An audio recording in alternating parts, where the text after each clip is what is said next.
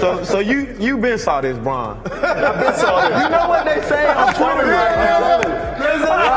I put him on the tribute spot. Now, Bron, you know what they saying on Twitter right now? They say you be capping. There's a strange pattern that follows LeBron James everywhere he goes. It's not just the cameras, the praise, or the criticism. It's the stories, the exaggerations, the moments where the details don't quite add up. What makes it fascinating isn't that people catch him, but that he keeps doing it anyway, even when the truth would have been more than enough. So why does someone who has already achieved everything feel the need to rewrite history, to turn ordinary moments into something mythic, and insist that every success was inevitable long before it happened? A quick Google search says that your net worth is $1.2 billion. Now y'all want me to start lying? Be you. Google search is a lie. That is a lie. That's wrong. Yeah, it's wrong. Is it more? Is it less? Oh, it's way less. Oh. Yeah, it's way less. Okay. It's way less. There's a couple like thousand in my bank. That's it. I got a couple thousand. LeBron James doesn't need to lie. He's one of the greatest basketball players ever, and his resume already speaks louder than any story he could tell. Yet time and time again, he adds extra layers to ordinary moments, turning them into something mythic. The NBA media has noticed, former players have noticed, and even current players have noticed. Fans are now starting to connect the dots, not out of hate, but because the pattern has become impossible to ignore. I think he was like 5 or 6 years old, and he had did something. He had grabbed a rebound and like drove, coast to coast through the lane through a couple of the other kids, and like laid it up and had a little trot back. And I looked over at his mom, and I was like, "Oh, he's special. Like he's special." She was like, "What? He's 5 years old. Like, what are you talking about?" I'm like, "I've seen this before. Like I know I've seen this before." All the way to the point where he gets drafted, and I brought that back to his mom, and she was like, "I remember you said that like 12 years ago." Nigga, did you know that I can see you? This pattern shows itself clearly in the way LeBron talks about predicting the future. He once said he knew Bronny would make the NBA when he was just 5 or 6 years old, claiming he watched him grab a rebound, go coast to coast, finish the play, and instantly knew he was special. He even said he told Savannah that day. Every parent believes their child is special, but predicting an NBA career at 5 years old isn't confidence, it's retroactive storytelling, especially when that level of detail only shows up after the outcome is already known. If you break the record, you gonna cry? You gonna cry if you break the record? The scoring record? Yeah, the scoring record. You don't think so? Bet. I'm running this shit back. I know you gonna cry. You got championship, I cry. All right. Okay. Hey, that's history, bro. That's 40 years. Game. Blouses. That same habit appeared again during the scoring title moment. Before breaking Kareem's record, LeBron was asked if he would cry and confidently said no. He brushed it off, laughed, and even encouraged people to bet against it. Then the moment arrived, history was made, and LeBron was visibly emotional. The tears weren't the issue. No one blamed him for that. The issue was the certainty beforehand, followed immediately by the opposite result, reinforcing how often his words don't align with reality. My probably all-time favorite LeBron be lying moment is when you was like, "Yo, Kobe was out there, but I knew he was going to score 70." Bro, I'm telling you, people, every time I say something, everyone think it's a fucking lie. I got homies that was literally at the house with me when Kobe was dropping the 81. When he got 60, we watching the game, I'm like, oh shit. No, he might go for 80 tonight. No, I'm telling you. Then came the claim that he predicted Kobe Bryant's legendary scoring night. LeBron said that before the game even started, he told people Kobe might score 70, then later 80, insisting it wasn't a lie and that friends in the room could confirm it. The problem is that no one else remembers this prediction happening. There are no clips, no posts, no witnesses on record, just LeBron's word years later, after the performance had already become legendary. Real predictions leave evidence. These only exist in hindsight. I mean, for me, I've been listening to those guys for so long. I was listening to those guys when my first year with the Heat in 2010. And you can ask any one of my teammates back then, they had no idea who the Migos was. they were like cursing me out when I would play it throughout the weight room or play it throughout the locker room. I was like, I'm telling you, these guys are next. I'm letting you know right now these days, like, turn this off. I might want to hear this.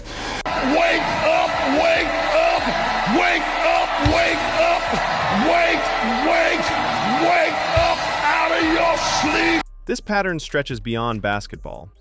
LeBron has claimed he discovered the Migos years before they became famous, saying he played their music in the Miami Heat locker room while teammates told him to turn it off.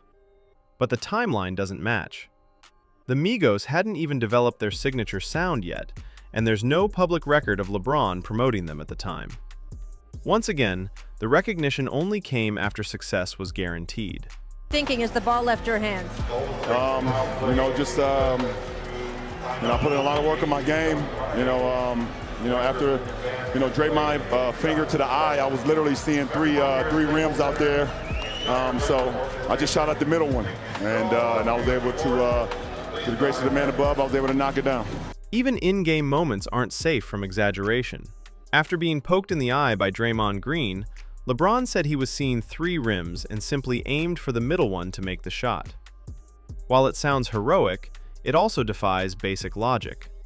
If your vision is compromised to that extent, accuracy becomes harder, not easier. Instead of describing focus or muscle memory, LeBron framed it as a near superhuman feat, which is why so many people laughed it off. I had one coach, and he used to say, put yourself in situations where you're not comfortable. Oh yeah, that's my favorite saying. That's my favorite saying. The same embellishment shows up in smaller moments too, like when he repeated a quote about being uncomfortable and called it his favorite saying, only for the original speaker to be present and visibly uncomfortable as LeBron claimed it. There was no argument, no confrontation, just an awkward silence that said everything. How far you are into the book, but what's your biggest takeaway so far? I kind of just started a couple days ago, but I've read a lot of notes over the years. It's my first time actually reading this from start to finish. But just a very smart man. Very, very, very smart man. For years, LeBron has also made a habit of carrying books into press conferences, presenting an image of deep intellectual engagement, only to admit moments later that he had just started the book again. First page. Every time. Reading isn't the issue, it's the performance of reading, the image without the substance. Which is the scene or the moment or the phrase or the quote you like more from the movie? Oh, from The Godfather. It's too many different phrases and too many different lines in that movie to just categorize one.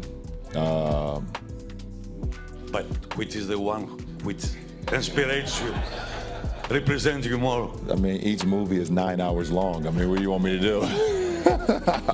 I mean, there's so many. I don't know, I'll let you pick one and I'll roll with it. It's a great trilogy.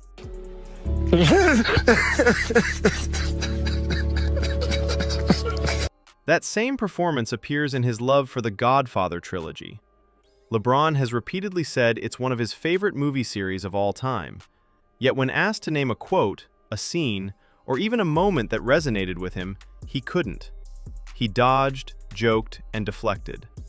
You don't forget quotes from movies you genuinely love. You forget them when you're claiming appreciation instead of actually having it. That tendency showed up again during the tight end shoutout, when LeBron attempted to name NFL players and mixed them up. When an actual NFL player called him out on his own show, LeBron laughed it off. But the moment confirmed what many already believed. He often speaks without being fully informed. Even his finances weren't spared. LeBron once joked that he was basically broke, claiming Google was lying about his billionaire status and saying he only had a few $1,000s in his account. Maybe it was humor, but when someone has a long history of exaggeration and inconsistency, even jokes start to sound dishonest. So why does LeBron keep doing this? It doesn't come from insecurity or ignorance, it comes from image control. LeBron doesn't just want to be great, he wants to be prophetic.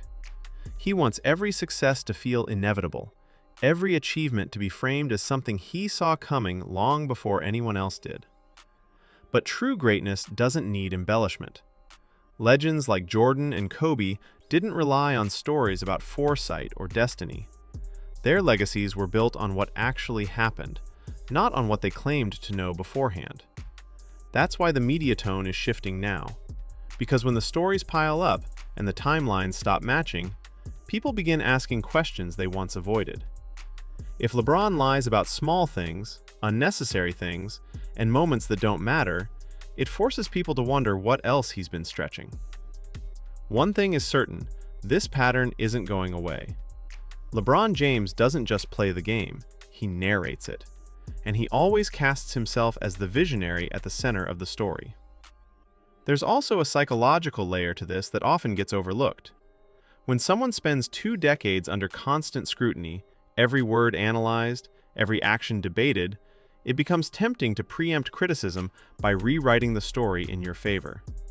If you claim foresight, you remove luck from the equation. If you claim inevitability, you erase doubt. LeBron's storytelling doesn't just elevate him, it insulates him. But insulation comes at a cost. The more control you exert over the narrative, the less room there is for authenticity. Moments that should feel organic begin to feel staged. Reactions start sounding rehearsed. Even genuine emotions get questioned, not because they're fake, but because the audience has been trained to expect embellishment. Another reason this stands out is because LeBron positions himself as more than an athlete. He's branded himself as a leader, a thinker, a voice of awareness across sports, culture, and politics. With that positioning comes a higher expectation for precision. When someone claims authority beyond the court, their words carry more weight, and inconsistencies carry more consequences. This is why former players have become increasingly comfortable speaking up. Not loudly, not aggressively, but subtly. Side comments, raised eyebrows, half jokes that land a little too close to the truth.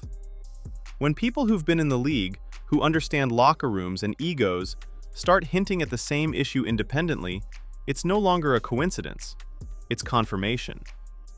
There's also the issue of timing.